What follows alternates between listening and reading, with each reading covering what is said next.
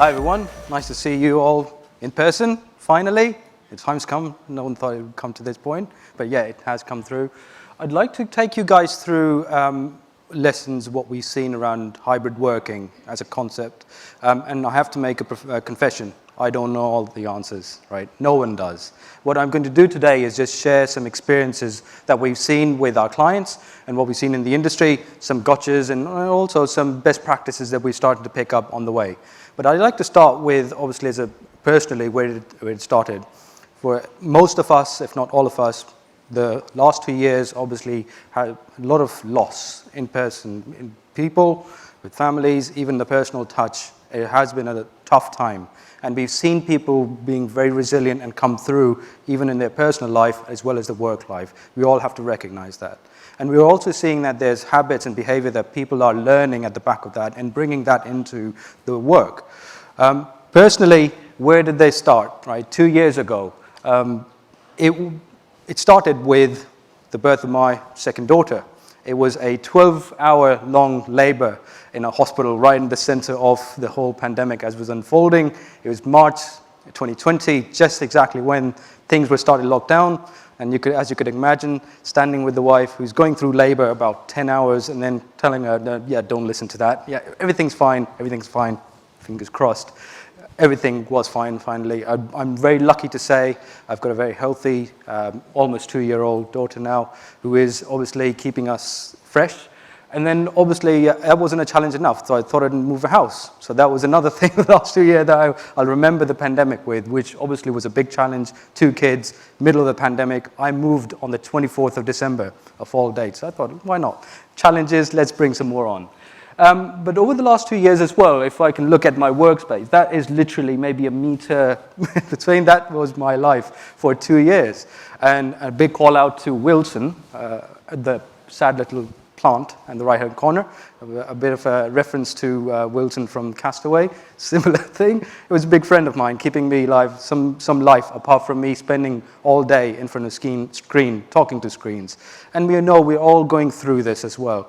So rest assured, on me being in person over here, it's great to finally see people back. But what did we learn? As an organization within NTT, we have been working with a lot of organizations and also education sector, healthcare sector, to see what we can do to help people around. Personally, it gave me a good way to answer that really tough question from home. A daughter asking you, Dad, what do you do for a job? And how does that make a difference in the world? In the pandemic, we actually did manage to leverage a lot of that, right? Showing the education departments how they can use technology, even personally in my daughter's school, how can you use the right tools to engage the kids and really employ what we've been trying to practice at work, use the right tool at the right time and help them learn the right things as well and try and keep touch with all of their friends. Similarly, in healthcare, I'm very lucky to have worked with a lot of hospitals to look at virtual doctor consultations, a lot of these systems that we tried out. And it was tough to try them out before, but during the pandemic, people were keen to try things out, to do what's best. So it really gave us really good insight. What we did at the back of that as an organization, we ran a survey because what we needed to understand was what were the enterprises actually thinking of, so we can understand the trends, we can see what we can play a part. So we ran a survey with about global 2,000 organizations, and I'll give you some quick snapshots. About 55% of the C-suite actually recognized this is a time for change in the workplace. Only 7% disagreed. I'm very keen to figure out what they're planning. But overall, as a workspace, it is going through an evolution, and all of us have actually experienced this ourselves. About 90%, 88 to 90% of these organizations have recognized that employee experience, this isn't just an application or just a specific technology, is really a crucial strategic asset and a differentiator in an organization. But there is a huge gap between that demand. Only 38% recognize that they have the right tools and they have satisfied the expectation and behavior. So that's a huge gap between the demand and where the organizations are delivering for their workforce. Similarly, about 89 to 90% of the organizations have recognized they're more reliant on technology. Everyone knows that. We're doing that right now. A lot of these events in the past would have been in person. We're delivering a hybrid event, people dialing in remote, people being present as well. Similar concept moving into the workplace as well. How can we leverage technology to be more flexible and more agile? At the back of that, there are about 4 actions that consistently keep coming up in that survey. What is it that they're going to leverage going forward, where they're putting value? A, digital enablement. Enablement is not buying the right technology or building the right technology. It's about how you showcase and make sure you design that technology into your employees and the work that they're trying to do overall. Supporting distributed workforce obviously is connected to that. Distributed workforce is a trend. It's here to stay. No, I haven't spoken to anyone who is going to talk about coming back for now. So we are looking to leverage this whole concept, looking at how we can use the distributed employees and improve where you already had that. The workplace wellness is also a very important factor. While everyone has been pushing to get the best productivity from their employees, there is also this thinking coming in to say, what's the expense behind having those 12-hour meetings back-to-back, moving to 24-hour, 30-minute meetings back-to-back. Guilty of that until I figured out what I was doing wrong with my life. So we are looking at how do we look at the mental health of employees and the workplace, because we are bound to burn out. What are the signs? How can we use technology to support those employees? Call out signs as well of where that's happening, so that managers specifically and HR departments can actually intercede and see how they can support. Similarly, in the workplace, as the physical environment as well, sustainability is a big topic. It's on the C-suite agenda. How can we leverage technology to support the sustainability topic in the physical space as well as the technology front as well as an organization? How can we demonstrate that we're supporting that in tangible terms? That is a really key point. What we actually looked at overall from the hybrid working, there are obviously a lot of challenges. We talked about some of the mental health challenges, burnout, etc. happening as well, but there are benefits also, right? The first benefit that everyone's looking at is talent pool. How can they tap into the talent pool where it exists, so you're not constrained by the geography you're in? And the evolving working models and the business models actually are allowing you to be more comfortable, actually leveraging the talent from distributed working. Some of the more new age organizations were already there, but I have spoken to a lot of startups as well, while they were previously already leveraging it, but they did see a lot of challenge in getting the distributed working and that talent pool to collaborate a lot better. Physically more sitting in one place meant you're more productive a lot of the times, and it was taken as a given. But using technology now, people are starting to be a lot more confident in how they can use that flexible hiring models, as well as looking at the pool of talent across the board and bringing that together. We are also looking at accessibility and inclusiveness as a topic of improvement. Accessibility is a big topic, and inclusiveness as well. If you look at the way hybrid working has allowed employees specifically to shape the work around their day life as well. Me personally, it has allowed me to drop my kids off at school, right? Which I would never had to be able to do if I was trying to get the 7 o'clock train every day and coming back at about 7 p.m. I would barely get to see them before they went to bed. Now, supporting my wife as well, I have managed to leverage this myself and at least be able to drop them off, if not pick them up, and still manage the work around you.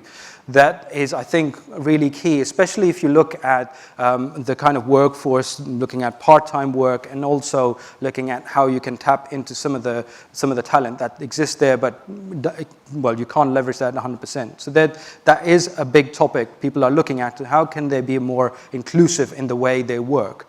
Accessibility as well. Now, it is a double-edged sword. Accessibility in physical terms is usually quite easier for people to go in and communicate, but sometimes there are people who find it tougher to interact physically in person, using technology to assist them to make sure you can empower them and you get their ideas into the workforce because they do have stuff that they can contribute. That is also really improving. And people are ensuring that they can keep that at the top of the agenda to leverage the technology to really aid this topic. And also agility. New business models are evolving. I've seen numerous organizations change the way they're looking at how they deliver their customer experience, change the way they're looking at value to what it means to their customers. And also, as customer experience shifts and the customer experiences shift more digital, being able to use that data to then reshape your organization to see what you actually need to deliver, what's important to you for your customers. That is really improving overall as well. But there are, if you look at the challenges, there are quite a few. I've listed only a few here, right? There are lots of challenges. If you think about the adapting to change, not every organization was able to adapt to change, right? Some survived, some others, unfortunately. But those that did survive, one of the key things that was their ability to adapt to change. Typically, it's large organizations that are tough to refocus and steer that ship to a different way. But we've seen concepts coming into the business models that are leveraging technology, the hybrid working model, and also trying to focus on customer experience. Personally, at NTT, we are a huge behemoth of an organization. Us trying to react to COVID and what we can do to shift our services and our focus to our customers.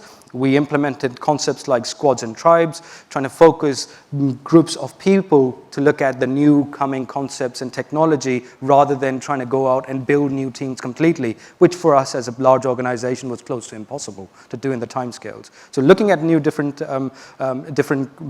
business concepts was a challenge, but we've seen people coming around it. When we're now starting to come back into the office, how do you manage occupancy? Right. Most offices have basically either a basic key card entry and that's it. How do you manage the desk space that you have, the meeting rooms that you have, how that's being used, and how you can leverage technology to make it more efficient? That's really important, but definitely a challenge because there's a gap in terms of the technology that was invested in these physical spaces. So there's a bit of a gap around the business case, how they can build to try and invest in that. And also when you look at the wellness of occupants, that's all connected in there, and the productivity of the employees. Productivity doesn't mean more time spent in an office. We've proven that. How do you ensure you're giving the right tools to those employees to do the right things, but also keeping in mind the security challenges? Security, if you look at the boundaries, there is no physical boundary left anymore. The boundary are people. So the concept of zero trust, how can you ensure you've got a good idea of identity in your organization and you have policies aligned to those identities and your policies in terms of IT and data protection that you can implement has been a challenge because a lot of these organizations, especially these large financial organizations, were built on physical boundaries which doesn't exist anymore. When we look at a lot of this, and if you look at the technology as well, there's a big challenge, and Professor Dr. Vagan mentioned the legacy challenge, the baggage of legacy technology, and how you have to move to cloud, but that's holding you back. How do you make sure you build an ROI around that? That is a challenge for organizations to understand, but the different conversation right now is people are not thinking, why cloud? They have gone to cloud, but the challenge they've created is they've left the legacy still there. They're coming back now and they're all trying to figure out how do they look at that legacy on-prem and now this cloud environment, the employees are not going to move back. How do they make sure they can consolidate and actually bring that ROI between that? And while they're delivering it, we're making sure they can provide the application performance and the right employee experience and measuring that performance as well. So it's a right solution and also it's giving the value back to the employee. So those are some of the challenges. Now, who's helping that make that change? Who is helping organizations address these challenges? What we've seen in NTT is the concept of the trifecta in enterprises. The technology, organization, HR, and facilities quite consistently are the functions that are coming together to come up with new policies, coming up with new ways of working, and also coming up with what needs to change as a business model. We've seen some organizations do quite a lot in this area, trying to bring these functions together, but also the concept of having more dynamic policies instead of having something written down on paper, which is not going to be reviewed in 2 years' time. Facilities and HR working lot more better together to make decisions on the physical space where you need to invest based on the HR concept of what is your brand, what is the culture you're trying to instill in an organization, and investing in the right place. Leveraging IT, so you're not left with IT picking up the network conversation towards the end, the office going live tomorrow, guys, figure out how to get the network in. That is a conversation that hasn't happened yet. They are actively part of that conversation and trying to make sure that together they come up with the policies to deliver on the challenges that we are experiencing overall. Now, I've mentioned employee experience a few times. What is employee experience? Employee experience isn't just an application, isn't just one solution. It's about how you deliver the end-to-end day in a life of an employee and make sure you can deliver the outcome that they expect from the applications, the tools, and the space that the employees have around them. Productivity is quite important, but making sure you have the right tool at the right time and also delivering it in the most optimal way from a technology perspective is key. Cloud has a lot to play in that, and also the whole SaaS model brings different meanings of economics, so how you can deliver these solutions a lot quicker and a lot better ROI to your employees. Culture change is very important. Culture is changing in organizations at the back of the whole pandemic. Organizations need to recognize that, and also instead of trying to force culture on your employees, people are starting to listen. We've seen a lot of surveys gone out to employees, most organizations have done that, and that is a really good thing to see. They're looking at employees to tell them what is valuable for them as an organization and trying to bring that back into the policies you define in an organization. Using that concept, looking at what your brand needs to be, what your culture needs to be, what your values need to be, and designing the space as well around that is quite important. We're not going to be going back to the office just for sitting on desks anymore. There is an expectation of different ROI in organizations around that space, especially if you look at London, that's really premium real estate. Our chief financial officer is not going to pay for me sitting on a desk there. Well, go and sit with Wilson at home. You've got company there as well. But actually, how can you get value out of that space, and how can you ensure you build an ROI, make it more customer facing, create some innovation in there, and instill collaboration with the right sort of space. Collaboration space doesn't mean just a room with a camera and a screen.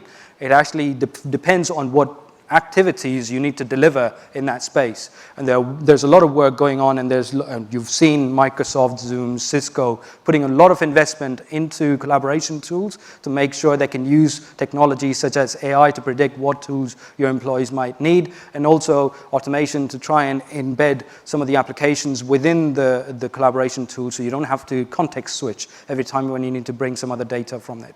Security and safety is a very important topic as well, and making sure you embed security into the living life of employees rather than trying to force security on them and locking them out of systems. What does the security posture mean to you as an organization? As an example, during COVID, FSA, for example, in MiFID 2, they relaxed some rules, right? And there was a recognition that people were not there in terms of the investment in technology in the right place. That's coming back. What does security mean to these organizations now, and how can they ensure they have a compliant environment where they can deliver services to their employees? And obviously sustainability. How can you ensure you have a lower footprint of having those employees in physical spaces, but also when they're at home, making sure they are more sustainable in the way they're shaping their behavior in using technology in the space. You're not wasting resource overall. And that obviously is a big topic overall in an organization. NTT, what part do we play in this is obviously looking at the collaboration tools and making sure we have the compliance built around that and a full stack way of delivering the services. And that's very important. Organizations are moving away from having technology partners and forcing down a conversation around service level agreements and moving more into experience level agreements, because they don't have organizations within enterprises looking after that large complex technology footprint and that large complex partner footprint. So giving more onus to the partner to actually deliver the end-to-end value, and then engaging with the business, partnering with them is quite important.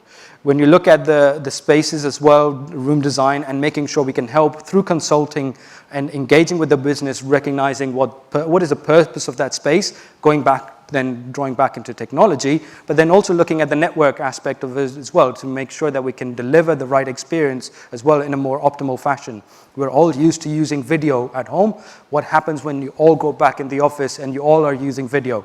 We assume it's fine. I can tell you from speaking to IT folks, it's not. They're not really scaled or designed to look at the amount of traffic and the different type of traffic that's expected on the network there. How can we design that? And the whole focus on delivering a metric around the application experience at the end of the day. The employee experience and the application experience. Are we able to deliver the experience that we expected? And that is necessary through having the end-to-end view of that. If I want to summarize what we actually learned as lessons, and this isn't a complete list, there's just some of the best practices that we have learned, and we are starting to see some of the best practice coming up.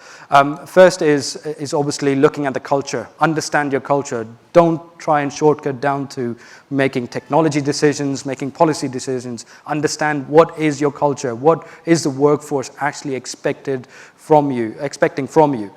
And also, what does that mean in terms of brand, in terms of values, and making sure you can use that concept and instill that into the policies that you have as an organization. When I say policies, that's not just IT policies, that's not just security policies, that's also HR policies. And for example, what are you allowed to do in terms of remote working, in terms of taking your device to home, etc. There are lots of policies that have to be evaluated, and making sure you focus on the culture first before you decide on those values. When you look at the purpose of that space around you as well, I just mentioned to that, making sure you have a focus on the brand and the activities that are supposed to happen in that space, as opposed to just desk space to provide occupancy for people. There is no ROI for just occupancy. There is ROI on activity-based working, and that means there are a certain amount of technology decisions you have to make sure you have the right fit. We had some of the questions that we raised in the survey was, are your spaces ready for people to come in to meet people in a hybrid environment, which means there will be some portion of people in the meeting physically here and some remote. Are you equipped? And about 45% of the organization said, well, actually not. We don't have the right technology. Some may just have a basic webcam, but that doesn't give people the ability to engage. It doesn't give the ability for people to be empowered to say what they need and contribute in a conversation. I wouldn't want to be the person who's sitting at home and actually speaking through a spider phone on a desk, and the rest of the people in the office. Will I feel confident with that? Probably not. So if you want to instill policies around giving flexibility to people, you need to make sure you give them the right outcomes to ensure they are empowered to have their say in that contribution overall as well. And there's also this concept of customer experience. If you look at organizations like Opodo and etc., how they are looking at their customers and making sure they can map their journey and use data to understand the behavior shifts as well on what that behavior is starting to become, those concepts are starting to apply on employees as well. Organizations are starting to see their employees in the same way as you would customers, making sure you look at an employee with the whole journey of what they need in a day rather than just one tool, whether that's Microsoft Teams or Zoom, etc. What does that mean to them as a business? What does that need to integrate with? And giving them that technology solution is really the key. But also that relies on data, and that data again is a double-edged sword. How do you use the right data? We do not want to be Big Brother here, but how can you use data to, first of all, benchmark the experience that is right now? To measure improvement, you need to know where the organization is today. You can kick off projects and then realize, I can't demonstrate to my board what the return was on this because you didn't measure what the baseline was. And that data measurement could be occupancy. It could be the way people use different tools around collaboration and hybrid, how many visitors you have. There's lots of data you can choose and you can pick from a baseline go up. That doesn't mean you need to wholeheartedly invest millions in sensors, but you need to have a way to measure the experience today for A, to measure the improvement, but also B, recognize the shifts in behavior. We all hear about the 3+2 model, 3 days in the office, 2 days at home as an example. That's what we want right now. But we have no way of saying that in 2 or 3 months' time, people think, well, actually, getting on the tube every morning and trying to do 3 days in the office, well, I'd rather go back and maybe just do 2 days or 1 day and maybe do something else. You can't force employees to actually come in. Yes, you can in principle, but that's not the value.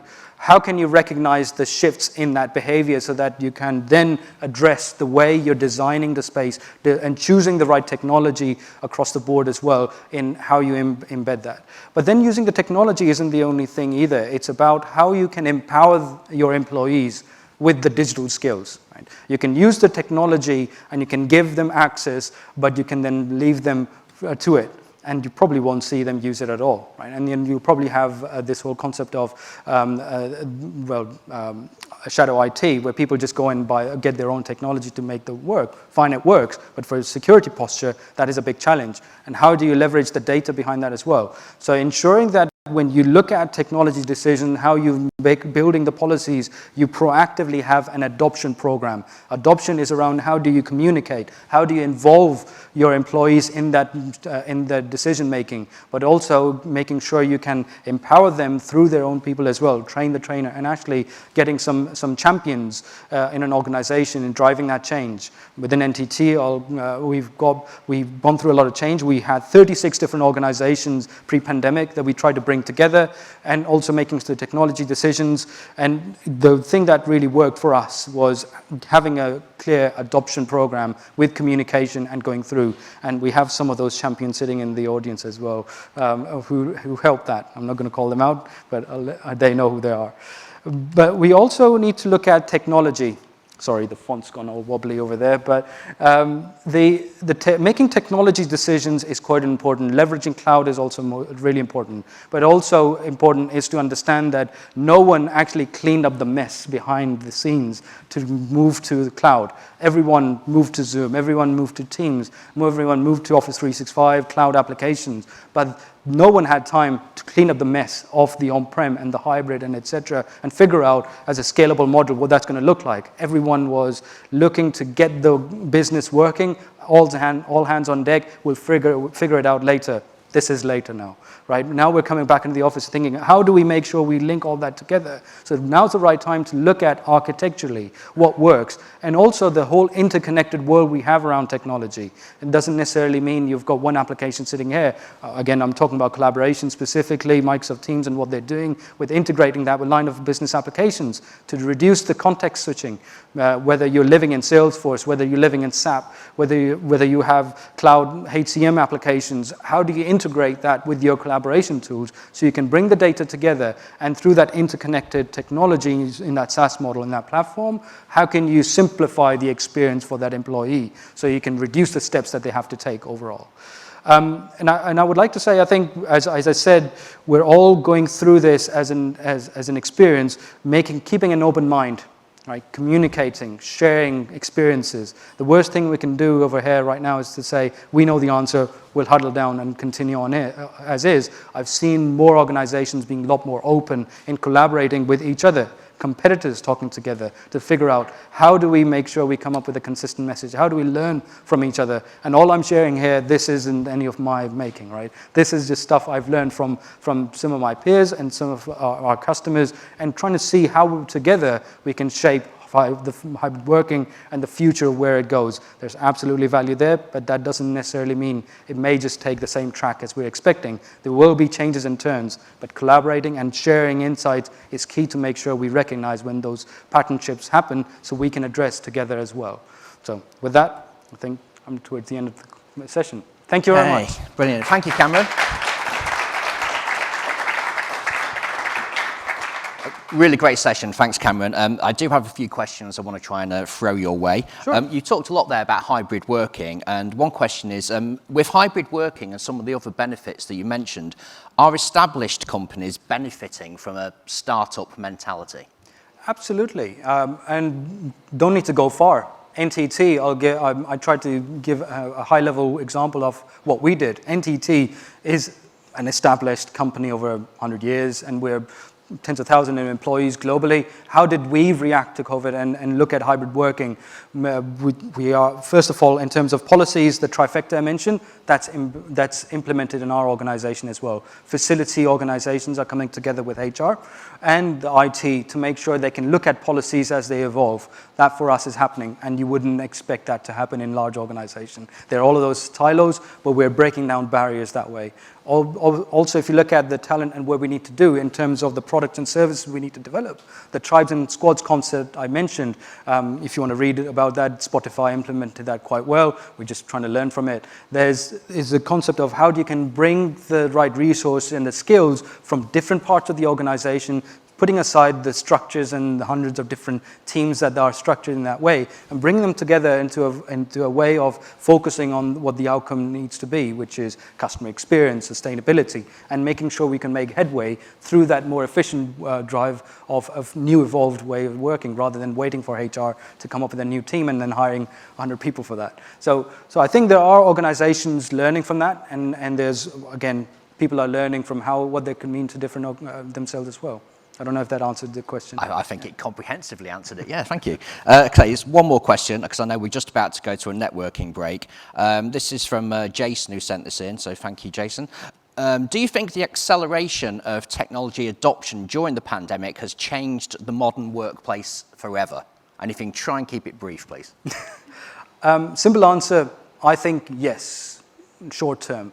We all knew about people's personal preferences and behaviors coming into the workplace, and we saw that quite a lot, right? People brought the technology they used at home into work, and that work actually was home as well, right? So you see that blend happening a lot more during the pandemic, and now that we're going back, those employees are not going to let go of the tools that allowed them to work so seamlessly, and they loved, and it was a lot simpler compared to some of the technology sitting in the office. They're not going back. And there will be reward if they try to take them away. So it's about how do organizations come to grips with that changing technology map and the changing way of decision making and the architecture.